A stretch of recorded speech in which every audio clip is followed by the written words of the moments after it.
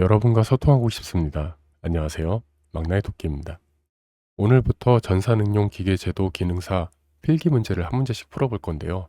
문제 풀기에 앞서 오리엔테이션 개념으로 원에 대해서 설명을 드릴까 합니다. 이 공식들은 우리가 계산하는 문제, 기능사 문제를 풀 때 많이 사용되는 것들이고요. 이미 몇 가지 식들은 학교 다닐 때 달달해왔던 걸로 기억하실 겁니다. 하지만 이 식이 왜 그렇게 되는지에 대해서는 다시 볼 때 헷갈려 하시는 분들이 더러 계시거든요. 차근차근 설명드릴 테니까 잘 따라오시기 바랍니다. 그럼 시청에 앞서 구독과 좋아요 부탁드리며 영상 시작하겠습니다.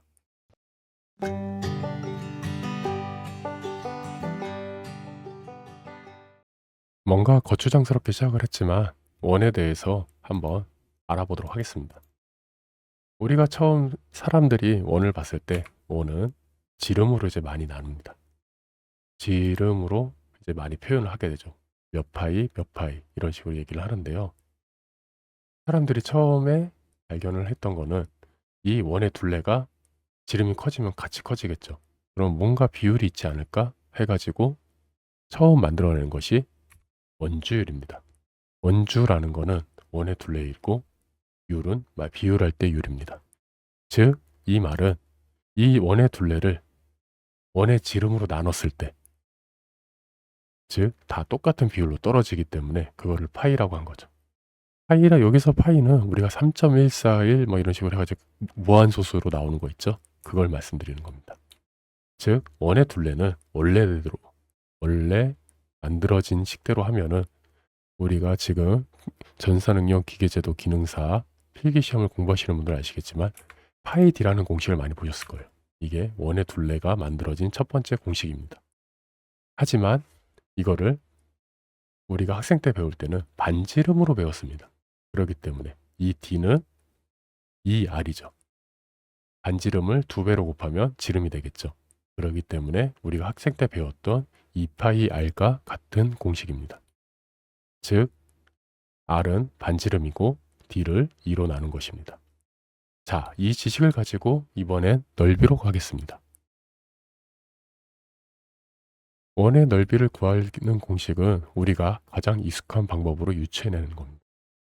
그렇기 때문에 원을 등분해서 한번 배열을 하는 거죠.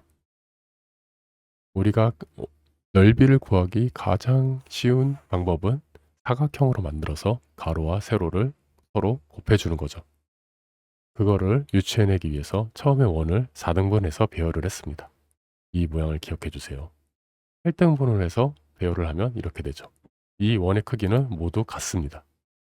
자, 16등분을 해서 배열을 해줬습니다. 그리고 32등분을 해서 배열을 해줬죠. 여기서 변화가 있다면 이렇게 굴곡진 부분 있죠. 이 부분이 점점 평탄해지고 일직선에 가깝게 변해가고 있죠. 그리고 이 선 보이십니까? 반지름선. 길이의 변화는 없지만 점점 각도가 90도에 가까워지고 있습니다. 이거를 무한히 나눠서 n등분을 했을 때 다음과 같이 변하게 됩니다. 위에는 말 그대로 요게 원주의 반이죠. 그러기 때문에 전체 파이 d를 2를 나눈 거죠. 이 공식이고, 즉 r 파이가 되는 거죠. 그리고 우리가 아까 말씀드렸던 이 부분 반지름이라고 그랬죠. 2분의 d, 즉 r이 됩니다. 이걸로 해서 가로, 세로를 곱하면 우리가 학생 때 배웠던 이 끝에 있는 식 파이 r 제곱, 원의 넓이 공식이죠.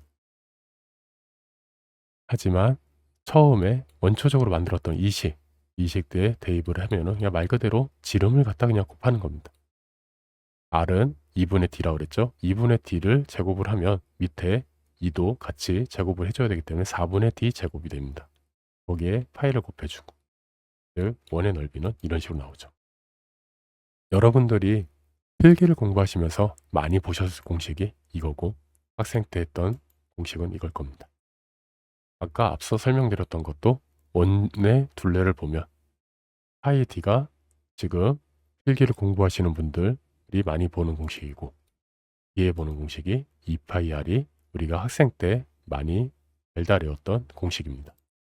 서로 다른 게 아니고 같은 공식을 좀 더 알아보기 편하게 말 그대로 용어가 바뀌어서 반지름, 그러니까 지름이 반지름으로 또는 반지름이 지름으로 해가지고 바뀐 거니까 너무 헷갈려 하지 마시고, 이게 저희가 필기 시험을 볼 때 계산식이 나오거든요. 가공하는, 즉 원주를 좀 많이 쓰게 될 거예요. 파이디 또는 이제 뭐 면 가공을 할 때 엔드밀 가공 이런 거 뭐로 했을 때는 이제 원의 넓이가 나오기도 하거든요. 거기에서 쓰는 공식인데, 여러분들이 풀이집을 보시면, 그래도 이해를 해보려고 풀이집을 보시면 대부분이 써 있는 게 파이디 또는 4분의 파이디 제곱, 이런 게 많이 써 있을 겁니다. 즉 처음부터 우리가 학생 때 배웠던 거는 이 분모가 많아지는 것보다 이게 더 깔끔해 보이죠. 그렇기 때문에 처음부터 반지름으로 바꿔서 학생 때 공식으로 만들어서 외웠다고 생각을 하시면 됩니다. 즉 문제를 푸실 때 차근차근 지름을 반지름으로, 상황에 따라서 또는 반지름을 지름으로 이렇게 바꿔서 사용하실 수 있으면은 앞으로 계산식 문제들을 푸는 데는 큰 어려움이 없을 겁니다. 궁금한 사항이 있으시면 댓글이나 메일로 부탁드리며, 오늘의 영상은 여기서 마치도록 하겠습니다. 저는 망나니 토끼였습니다. 시청해주셔서 감사합니다.